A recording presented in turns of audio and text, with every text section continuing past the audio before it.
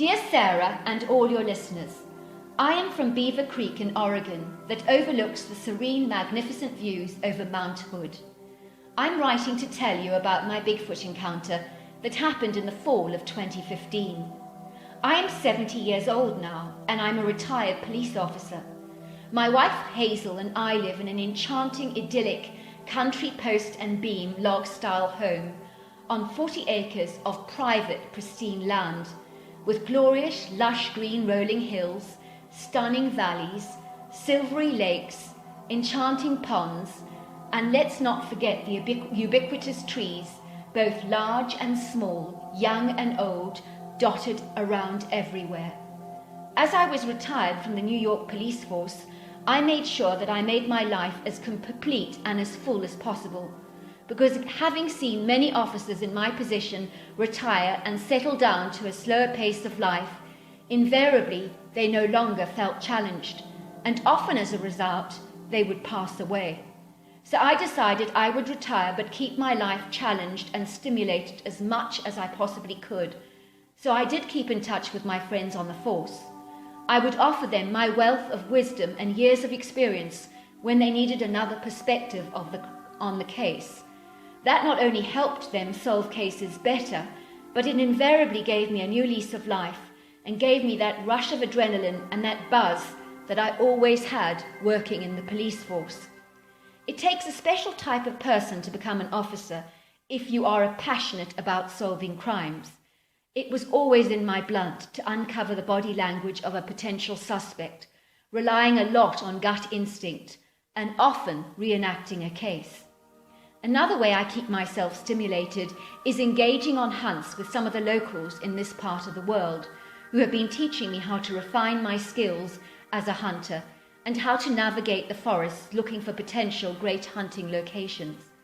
To be a good hunter, you need to incorporate a lot of detective work and skills to figure out where the deer may congregate, and furthermore, you need to learn how to camouflage yourself well enough to ensure that you are not detected by an animal. Because believe me, if you are seen or smelt at all, the game is up and you will almost certainly not return home with a trophy deer or anything at all. One day I was having a beer with my hunting colleagues called Russell. He was telling me about his niece, who I will call Adele for the purposes of this story. One day she went jogging and claims to have been attacked by a mountain lion. I'm afraid I cannot reveal the exact geographical location for reasons of confidentiality in this case. He said that the animal had pounced on her and dragged her into a grassy verge and left her there without even attempting to kill her. The ravine was on a sheer mountainous ridge which was not easy to climb, and it just seemed so implausible that a mountain lion would behave like that. These creatures do not hang around when it comes to killing their prey. Even weirder still, on a medical examination, Adele had absolutely no bruises, drag marks, or even scratches on her body, apart from a handprint. But there was something strange, and it was the black bruise marks of 4 large fingers on top of her arm. A mountain lion does not bruise a person with 4 long finger marks, he reflected. Despite what Adele is saying, there is no way a mountain lion did this to her. So why in the world is she lying to me and to us? Is she trying to protect her abductor?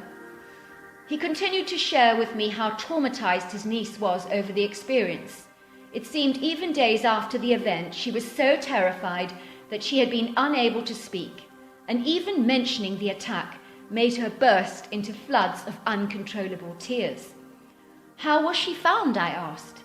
A dog walker in the lower valley found one of Adele's pink sneakers and recognized it immediately because Adele runs every day and she always wears pink and often encounters all these other dog walkers, so they know her well. The sneaker lay in some grass at the bottom of the ridge. The police were called and organized a search party, and that was when she was found. Even when they rescued her, she barely said a word. I wondered if you could look at the case and talk to Adele, because something's not right here, mate, and I want to get to the bottom of it. I want to know what happened to my poor little niece. Well, I said, before I do anything, I'd like to speak to Adele and go and search the area she was found on the sheer mountainous ridge. I would also like to see if I can find any evidence of that mountain lion activity in the location and where she claims to have been attacked. I could suddenly feel that exciting adrenaline surge I usually got as a police officer pulsing through my body, energizing me with a huge drive to get to the bottom of this case, because I knew I needed answers. I knew something about this girl's story was not adding up. My first port of call was a visit with Adele, who I was told was emotionally unfit to speak to anyone at this stage, but I assured the girl's mother that I only needed a few words. My daughter has not eaten a thing in 3 days, officer, she told me. I have never seen my daughter this withdrawn and this disorientated before. Adele was sitting on her bed, clutching a teddy bear tightly to her chest, almost as if the stuffed animal was giving her some measure of comfort that I thought seemed immature for a girl of 18 years old. Hello, I said, introducing myself. I just want to find out more about your mountain lion attack. You see, the physical evidence from the medical examiner does not line up with your story. You have 4 bruise marks on your hands that appear to be made from a man. Is there someone you are trying to protect? I asked. I'm not protecting anyone, Adele snapped. Why won't anyone believe me about the mountain lion? Because the dots do not add up, I said, and I know that you are not telling the truth. You are covering up for someone, and I want to know why. Who are you protecting? Please go, said the girl. I do not appreciate being hounded like this. If you do not believe me, I do not care. I'm sticking to my story. I was puzzled. Why was this intelligent girl being so evasive, and what on earth was she hiding? I was almost certain that a family member had abducted her, and she refused to blow their cover. This was not the first time I had seen a victim protecting their abductor before. It was quite common. It was all exceedingly odd, the way she was behaving, I thought.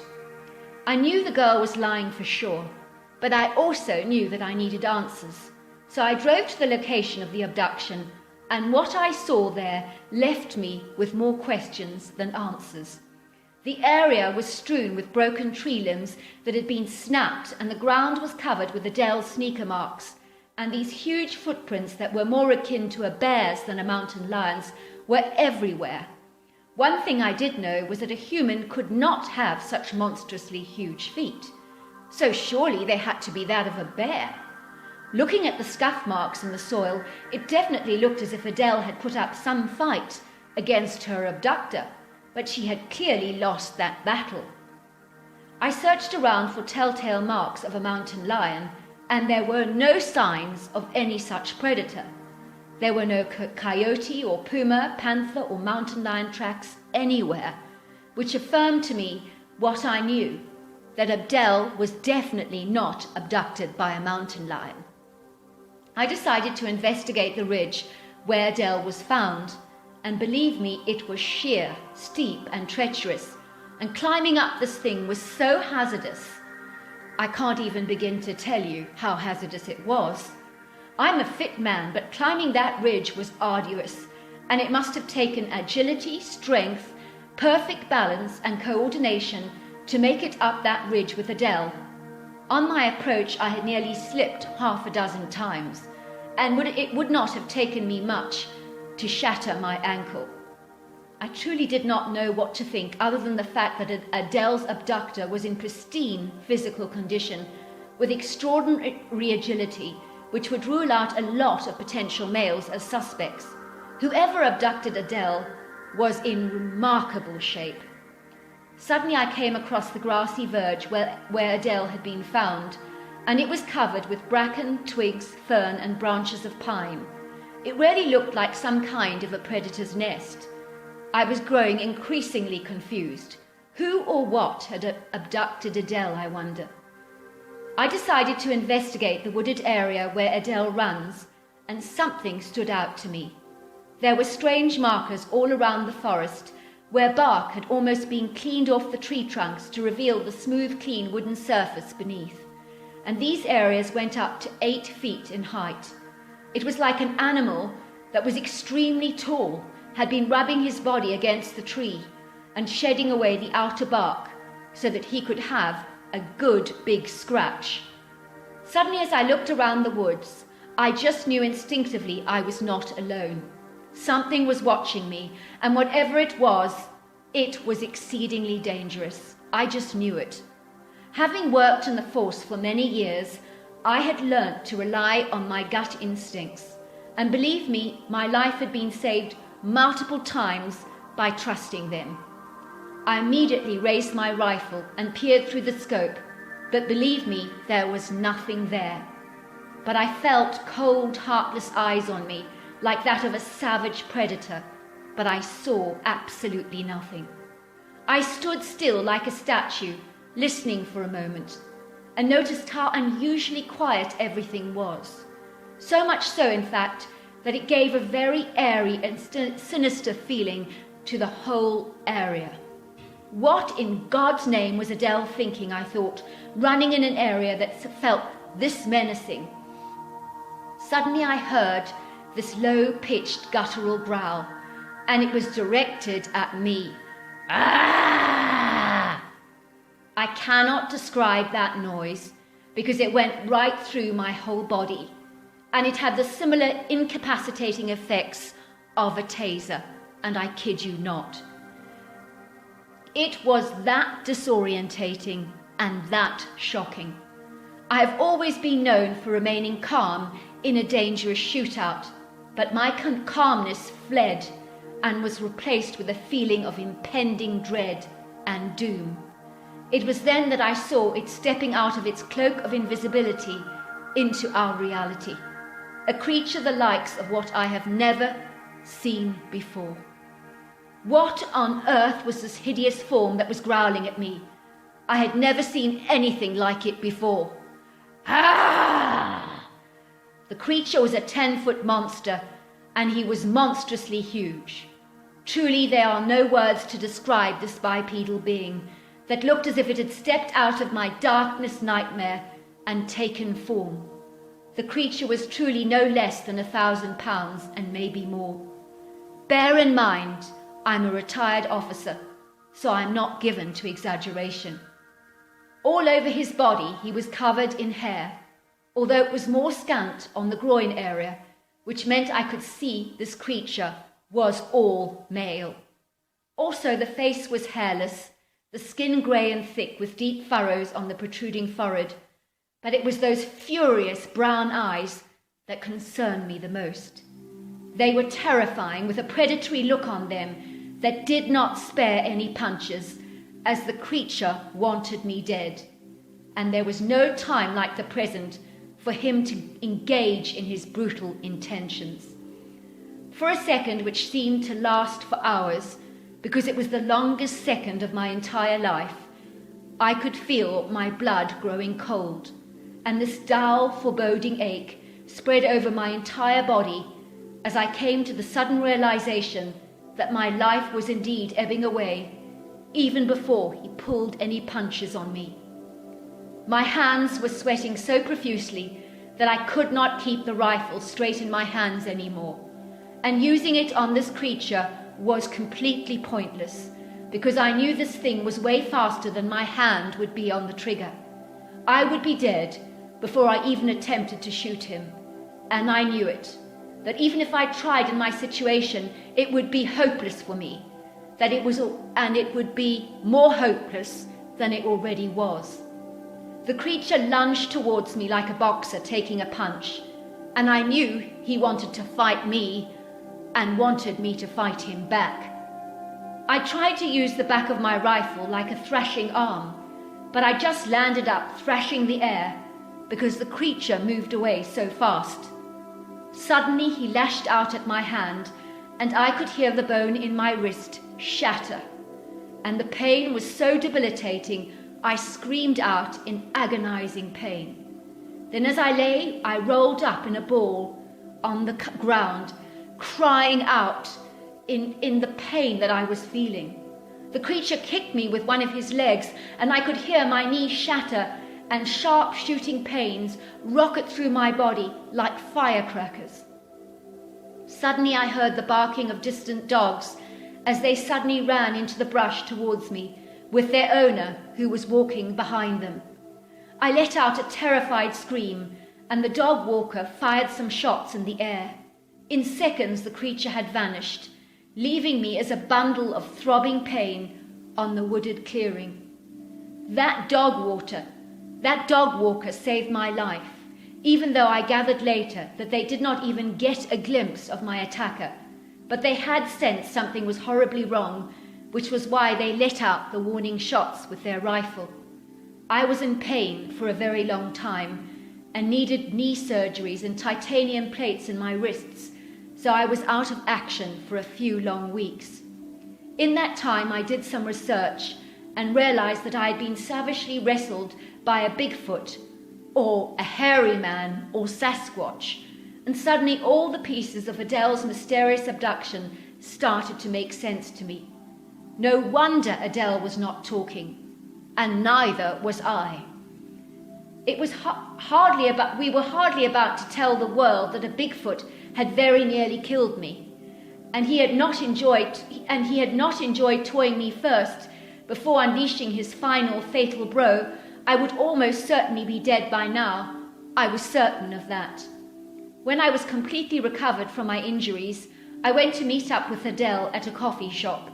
She ordered a chocolate milkshake, and I had a cafe latte with a blueberry muffin. "What is all this?" asked Adele. "Why did you need to see me?" she asked. "Because," I said, "I know it was a Bigfoot that abducted you that day." Adele almost choked on her milkshake and went a deathly white, and then she began to sob and sob and sob. "Are you all right, ma'am?" asked the waitress curiously. "This gentleman here, he's not upsetting you, is he?" she said, pointing at me with an accusatory look. "No, it's not him," she said. "I'm just over-emotional." It was then that Adele told me what really happened the day that she went for her morning jog. I was running in the woods when something ran through the undergrowth at me, like a heavy bulldozer, and before I knew it, I was fighting off this hairy ape-man-like creature.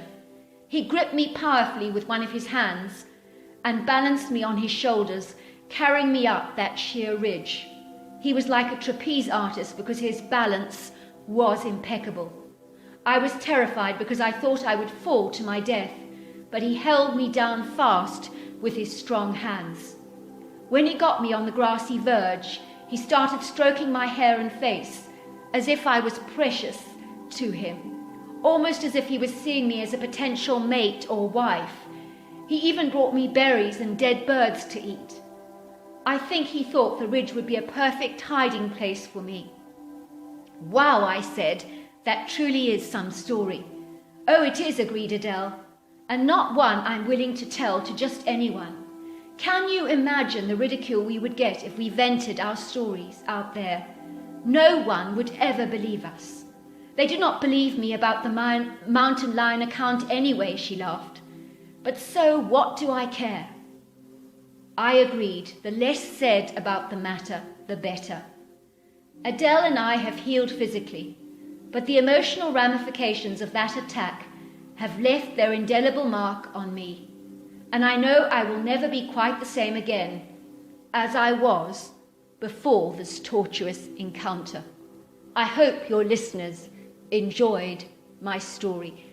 Well, I just want to say I found the story absolutely phenomenal. I am blown away by this story, and it just speaks of the fact that there are so many people out there hiding their Bigfoot encounters from the public, not wanting to admit that they've had an encounter with a hairy man because they don't want that ridicule.